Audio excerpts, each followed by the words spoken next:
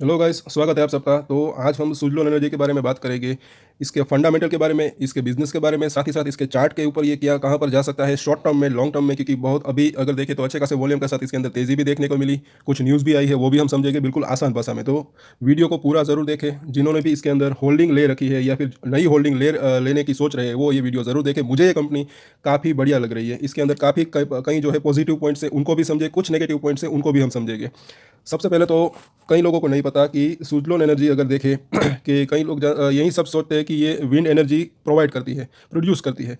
तो मैं उनको आपको बता दूं कि ये विंड एनर्जी या इसका बिजनेस अगर देखें तो Suzlon energy is primary engage in the business of manufacturing of wind turbine generators. तो ये जो है विंड एनर्जी प्रोड्यूस तो करती है, साथ ही साथ जो है विंड टर्बाइन के जो जनरेटर्स होते हैं वो भी प्रोड्यूस करती है, वो भी बनाती है company.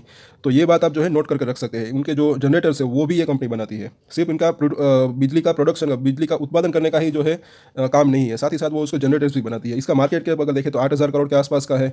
Return on capital employ काफ़ी बढ़िया है, 21% के आसपास का। और 52 वीक हाई अगर देखें तो सबको पता है ज़्यादातर लोगों को 12 रुपये के आसपास, और लो अगर देखें तो 5.5 रुपये तक गया था। ये फेस वैल्यू 2 रुपये है। अभी अभी इसके अंदर अगर देखें तो एक अच्छा खासा राइट इश्यू जो है वो भी आया था, और वो फुली सब्सक्राइब भी हुआ था। और इसकी वेबसाइट के ऊपर मैं आपको लेकर आया हूँ। इसको ऊपर आप बहुत अच्छी जानकारी जो है मिलेगी। और आप इसके सब ये जो प्रोजेक्ट है वो भी आप देख सकते हैं अभी के।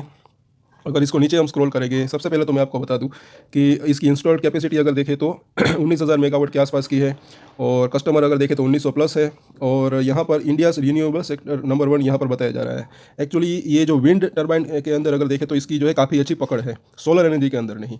तो यहाँ पर अगर देखें तो ये कुछ इन्फॉर्मेशन है, आप चाहे तो वीडियो को पॉज कर पढ़ सकते हैं। अगर ज़्यादा मैं बताऊँगा तो वीडियो थोड़ी सी लंबी हो जाएगी। यहाँ पर 27 साल का एक्सपीरियंस यहाँ पर बताया जा रहा है, और इसकी इंस्टॉल्ड कैपेसिटी भी हमने देखी। साथ ही साथ एक चीज़ और है नीचे मैं आपको बताना चाहता हूँ, और ये एनवायरनमेंट को भी बचाने का काम अच्छा खासा कर रही है, क्योंकि ग्रीन एनर्जी के अंदर गवर्नमेंट का फोकस ही अभी यही इसी वजह से है। जो ये क्लाइमेट चेंज हो रहा है, ये काफ़ी सीरियस इशू है। फिर अभी इसका इफेक्ट ऑलरेडी जो है देखना स्टार्ट हो गया है। जो ये मानसून सीजन और सभी जो है ऋतु ये एक साथ हो रही है। अब यहाँ पर अगर देखें तो इसके ये प्रोडक्ट्स हैं जिसके अंदर ये जो कि 144S144 विंड टर्बाइन जनरेटर भी बनाती है, और S133 विंड टर्बाइन जनरेटर। और ये सब जो है इसके प्रोडक्ट्स है। साथ ही साथ ये सर्विस प्रोडक्ट जो है प्रोवाइड भी करती है, ऑपरेशन और मेंटेनेंस सर्विसेज उस सभी चीज़ों के। और साथ ही साथ ये सभी की सभी जो है इसकी सर्विसेज है। साथ ही साथ ये एंड टू एंड सॉल्यूशन भी प्रोवाइड करती है। तो ये सभी जो है इसके काम है, जिसको आप अच्छे से समझ सकते हैं। ये इसकी वेबसाइट के ऊपर अवेलेबल है। अभी अगर देखें तो फिर से हम इसके अब आगे देखते हैं इसके जो। तो ये जो है लेटर आया है, और इसके अंदर अगर देखें तो ये जो 1200 करोड़ का जो राइट इशू था उसके बारे में है। और जो लोग इसके अंदर होल्डिंग रखते हैं उनको मैं बता दूं कि मुझे ऐसा लग रहा है कि ये कंपनी काफ़ी बढ़िया है, आपने अच्छी कंपनी चुनी है, ऐसा मुझे लग रहा है।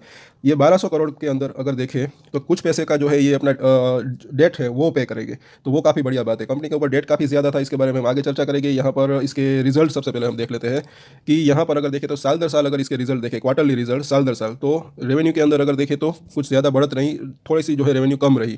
लेकिन इसका नेट प्रॉफिट अगर देखें तो वो जो है 38 करोड़ से बढ़कर सीधा जो है 80 करोड़ के आसपास, 78 करोड़ तक चला गया है। और इसका ईपीएस अगर देखें तो 2 क्वार्टर में, सितंबर और दिसंबर में, टोटल मिलाकर 11 पैसे आया है। 11 पैसे, कम शेयर छोटा है, 11 पैसे जो है आपको कम लग रहे होंगे, लेकिन ये जितना शेयर छोटा है उस हिसाब से अगर देखें तो ये अभी के प्राइस के ऊपर बरोबर है। और आगे अगर हम देखें तो इसके अंदर अगर देखें तो ये साल दर साल अगर इसके रिजल्ट हम देखेंगे तो इसके अंदर भी रेवेन्यू की अच्छी खासी बढ़त, लेकिन ये जो मुनाफा ज़्यादा दिख रहा है इसके अंदर जो है अदर इनकम भी अवेलेबल है। तो ये जो ईपीएस है 2 रुपये के आसपास का, ये अभी फिलहाल जो है इसके अंदर जो है ज़्यादा खास मायने नहीं रखता अगर यहीं पर हम कैलकुलेशन करें, क्योंकि ये जो है अदर इनकम है। कुछ हो सकता है कि अपने इसके जो है कुछ एसेट बेचे होंगे, उसी की जो इनकम आई होगी। और ये भी अच्छी बात रही होगी, क्योंकि ये पैसा भी जो है अपना डेट को पे करने में ये यूज़ कर सकते हैं, या फिर कुछ नए प्रोजेक्ट्स जो है उसके अंदर ये लगा सकते हैं। तो यहाँ पर अगर देखें तो यहाँ आगे हम चर्चा करेंगे इसके बाद। एक सेकंड, ये जो है इसके पीयर कंपैरिजन है। तो इसके पी रेशियो के मुकाबले अगर देखें तो जो इसका ईपीएस है, इसका कैलकुलेशन मैं यहीं पर करना चाहूँगा यहाँ पर, क्योंकि इसका जो सारे का सारा इसका एवरेज अगर पी रेशियो अगर देखें तो 28 के करीब है। और अब इसका 6 महीने का, आधे साल का अगर देखें तो 11 पैसे के आसपास का जो है ईपीएस आया है। पूरे साल का अगर 22 पैसे के आसपास का भी ईपीएस आता है, और इसको अगर हम राउंड फिगर 25 पैसे को चलिए हम मान लेते हैं, और इसको 25 से अगर आप मल्टीप्लाई भी करें तो भी जो है जवाब टोटल अगर देखें तो 6 से 7 रुपये के करीब करीब यहाँ पर इसका प्राइस जो है, इसको आप फेयर वैल्यू मान सकते हैं। और प्राइस अभी जो है इसी के आसपास काम कर रहा है। इन द फ्यूचर मुझे ऐसा लग रहा है जैसे कि इसके प्रोजेक्ट्स है, राइट इशू का पैसा लगा आया है, उससे अपना डेट पे कर सकते हैं। साथ ही साथ जो है इसके कुछ एसेट्स है उन्होंने बेचे हैं। अब उसके बाद अगर देखें तो ये इसकी बैलेंस शीट सबसे पहले मैं आपको इसको दिखा देता हूँ। ये इसका बोरोविंग मतलब कि कर्जा कितना है, तो सितंबर क्वार्टर के अंदर 3000 करोड़ के आसपास का कर्जा था। अब मार्च क्वार्टर के अंदर, मार्च 2023 के अंदर जो है इसकी बैलेंस शीट देखना ज़रूरी है। इसके अंदर इसका कर्जा मुझे ऐसा लग रहा है कि और भी कम हुआ होगा।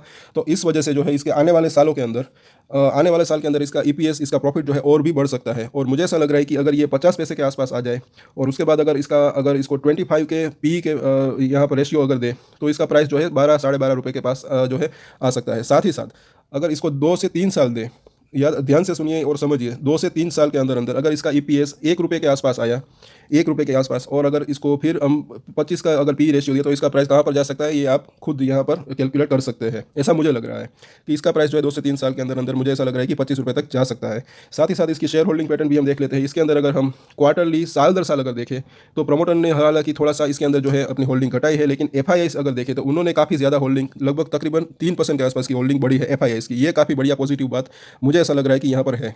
हालांकि डीआईआईस की अगर करें तो काफ़ी ज़्यादा इसने जो है इसके अंदर सेलिंग की है, लेकिन एफआईआईस जहाँ पर इंटरेस्ट लेते हैं, ज़्यादातर बार आपने देखा होगा कि उस शेयर के अंदर जो है तेज़ी देर सवेर बनती ही बनती है। एफआईआईस जो है काफ़ी रिसर्च करके इसके अंदर किसी भी कंपनी के अंदर जो है निवेश करते हैं, और आप ये भी मानकर चले कि वो लॉन्ग टर्म के लिए निवेश करते हैं ज़्यादातर। और पब्लिक के पास अगर देखें तो 72% के आसपास का काफ़ी ज़्यादा माल है। और अब इसकी जो है इंस्टिंक्टिव वैल्यू को भी जानना ज़रूरी है। तो वो जिनको नहीं पता, वो उनको मैं आपको बता दूं कि इंस्टिंक्टिव वैल्यू होती क्या है और इसकी इंस्टिंक्टिव वैल्यू क्या है। तो सबसे पहले इंस्टिंक्टिव वैल्यू की डेफिनेशन समझिए कि ये जो है जानी मोनी एक कोटक सिक्योरिटी की तरफ से यहाँ पर जो है इसकी व्याख्या या फिर इसकी डेफिनेशन जो है दी गई है कि क्या होती है instinctive value. What is instinctive value of stock? तो instinctive value of stock is its true value. This is calculated on the basis of the monetary benefits you expect to receive from it in the future. तो ये आप ये आसान भाषा में अगर मैं आपको समझाऊँ तो इंस्टिंक्टिव वैल्यू वो है कि डिफरेंट पैरामीटर के ऊपर जो है इसकी वैल्यू जो है मापी जाती है, और आप एक्सपेक्ट कर सकते हैं कि फ्यूचर के अंदर, अब वो फ्यूचर के अंदर कितने टाइम के बाद, वो ये जो है कैलकुलेट करना मुश्किल है, लेकिन फ्यूचर के अंदर वो प्राइस आ सकता है, ऐसा आप जो है एक एस्टिमेट कर सकते हैं। एक पॉसिबिलिटी रहती है कि वो प्राइस आ सकता है, और यहाँ पर यही चीज़ जो है आगे भी बताई गई है, आप चाहे तो इसको पढ़ सकते हैं। It is the maximum value at which you can buy the asset without making a loss in the future when you sell it. जब आप बेचते हैं तब आपको नुकसान ना हो, मतलब कि उतने प्राइस जो है पॉसिबिलिटी है वहाँ तक जाने की। तो इसकी इंस्टिंक्टिव वैल्यू कहाँ पर कितनी है, तो वो आप अकॉर्डिंग टू दिस वेबसाइट आप देख सकते हैं कि ये इंस्टिंक्टिव वैल्यू, इसका भी मैं आपको बता दूं कि ये हर क्वार्टरली जो है चेंज होती रहती है। जब क्वार्टरली रिजल्ट आते हैं, ध्यान से समझिए, क्वार्टरली रिजल्ट आते हैं, उसके बाद जो है इंस्टिंक्टिव वैल्यू जो है फिर से चेंज होती है। उसके बाद जो है उसका कैलकुलेशन होता है, उसके फ्यूचर प्रोजेक्ट्स क्या है, इसकी बैलेंस शीट क्या है, प्रॉफिट रिजल्ट क्या आया उसके हिसाब से। और यहाँ पर अगर देखें तो दिसंबर 2022 को, पिछली क्वार्टर के अंदर इसकी इंस्टिंक्टिव वैल्यू थी 23 रुपये 71 पैसे, तब इसका प्राइस जो है 10 रुपये 60 पैसे था। मार्च 2021 की अभी तक आई नहीं है इसकी इंस्टिंक्टिव वैल्यू, क्योंकि अभी इसके रिजल्ट नहीं आए हैं। और यहाँ पर मैं आपको चार्ट पर बता दूँ, यह इसका चार्ट है इंस्टिंक्टिव वैल्यू का। पहले ये माइनस के अंदर था, यहाँ पर आप देख सकते हैं, ये 2019, 2020, 2021 की बात है। फिर जो है इसके अंदर एक तेज़ी आई, मतलब कि इंस्टिंक्टिव वैल्यू के अंदर, और ये फिर से अब इसके अंदर जो देखें तो एक ऊपर और नीचे ये होता रहता है। ये भी बात जो है आपको समझने की ज़रूरत है। आज इसका अगर देखें तो 23 रुपये इंस्टिंक्टिव वैल्यू बता रहा है, हो सकता है कल 20 बताए, उसके बाद देखें तो वापस से जो है 25 रुपये बताए। तो ये कहीं ना कहीं इसके अंदर भी उतार चढ़ाव होता है, और लेकिन इसके फ्यूचर प्रोजेक्ट अच्छे लग रहे हैं। और साथ ही साथ एक चीज़ और बता दूं कि ये जो ब्लू कलर की लाइन है वो इंस्टिंक्टिव वैल्यू है, और ये जो रेड कलर की लाइन है वो प्राइस है शेयर का। और यहाँ पर अगर देखें तो हम आगे देख लेते हैं इसके चार्ट के ऊपर। तो एक चीज़ आपको मैं और भी बताना भूल गया कि इसके अंदर पॉजिटिव पॉइंट्स जो है कहीं मुझे लग रहे हैं, मैंने आपको बताया, इसके डेट जो है ये कम हो रहा है, काफ़ी बढ़िया बात है। राइट इशू आया, उसका पैसा भी आया, तो उसके अंदर जो है कुछ पैसा वो भी जो है उसको कुछ पैसे का जो डेट पे उसको कर सकते हैं। साथ ही साथ कुछ पैसे का जो है इस्तेमाल वो अपने फ्यूचर प्लान्स को, जो नए प्रोजेक्ट है उसके अंदर भी कर सकते हैं। तो इसके अंदर एक उस वजह से भी ग्रोथ देखने को मिल सकती है। साथ ही साथ गवर्नमेंट ऑफ इंडिया का इसके अंदर जो है एक ग्रीन एनर्जी के अंदर अच्छा खासा फोकस है, तो उसकी मदद जो है इसको अच्छी खासी मिल सकती है, उस वजह से कि कुछ रियायतें मिल सकती है, कुछ नए प्रोजेक्ट्स मिल सकते हैं, कुछ नए ऑर्डर्स मिल सकते हैं। पहले इतना जो है गवर्नमेंट का ग्रीन एनर्जी के अंदर फोकस नहीं था, लेकिन अब जो है अब के साल और आने वाले साल के अंदर भी गवर्नमेंट का फोकस रहेगा, ऐसा ही लग रहा है। तो इस वजह से भी जो है ये एक बड़ा पॉजिटिव पॉइंट है सुजलोन एनर्जी के ऊपर। और इंडिया के अंदर सबसे बड़ी अभी अगर देखें तो विंड टर्बाइन के अंदर अगर देखें तो ज़्यादातर अगर देखें तो कारोबार है सुजलोन एनर्जी के पास ही है। सोलर एनर्जी तो कई कंपनियां लगा जो है इसके अंदर फैली हुई है, लेकिन विंड एनर्जी के अंदर ये जो है इसका पकड़ जो है काफ़ी मजबूत है। अब इसके चार्ट के ऊपर अगर देखें तो ये इसका डेली चार्ट है, तो अभी इसका प्राइस जो है ₹8 के करीब है। इसका 9 दिन और 21 दिनों का मूविंग एवरेज बिल्कुल इसके करीब है। अभी इसके ऊपर निकलने की कोशिश की लेकिन वहाँ पर निकल नहीं पाया है, सबसे पहली बात।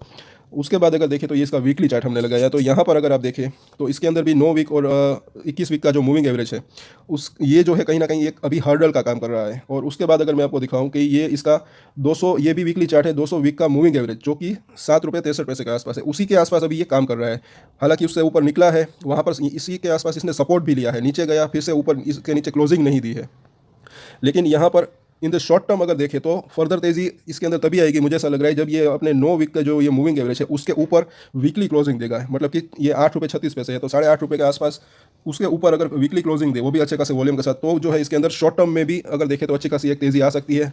अगर बाजार ने साथ दिया तो मुझे ऐसा लग रहा है कि ये शॉर्ट टर्म में ₹9 से लेकर ₹10 तक भी जा सकता है। उसके लिए ₹8.50 को अच्छे वॉल्यूम के साथ पार करना ज़रूरी है, वीकली क्लोजिंग वहाँ पर देना भी ज़रूरी है। तो इसके ऊपर जो है आप अपनी नज़र बनाकर रखें।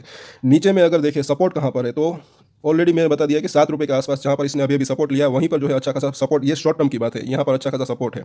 और यहाँ पर अगर मैं बताऊँ आपको कि अब ये तीनों ही लेवल जो है आप नोट करके रख सकते हैं, ये सपोर्ट और ये जो कि दोनों की दोनों है वो रेजिस्टेंट। शॉर्ट ₹8.5 जो है ये रेजिस्टेंट है, उसको पार करेगा तो ये ₹9 से ₹10 तक जा सकता है। और यहाँ पर अगर देखें तो ये इसका मंथली चार्ट है। हाँ, लॉन्गर टर्म के लिए जो इसके अंदर अगर देखें तो अच्छा खासा बेनिफिट रह सकता है। उसके लिए अगर देखें तो सबसे पहले तो जैसे कि मैंने बताया ₹8.50, उसके बाद देखें तो ₹9 से ₹10 के आसपास। और जब इसका मेजर रेजिस्टेंट जो है वो जो है ये एरिया है ₹12। इसके बाद अगर देखें तो ₹12 के आसपास कई बार जो है इसने एक यहाँ पर एक रेजिस्टेंट फेस किया है, लेकिन जैसे ही ये 12 को क्रॉस करेगा, याद रखिए और ध्यान रखिए, तब जो है ये रॉकेट बन सकता है, ऐसा मुझे लग रहा है। तब ये सीधा सीधा ₹15, ₹17 से लेकर ₹20 तक भी जा सकता है। ₹12 को जब ये क्रॉस करेगा तब की बात है। उसके लिए मुझे ऐसा लग रहा है थोड़ा सा वक्त लग सकता है। मार्केट के अंदर जब स्टेबिलिटी रहेगी और इसके रिजल्ट भी अच्छे आने शुरू हो जाएंगे, तब जो है ये हो सकता है।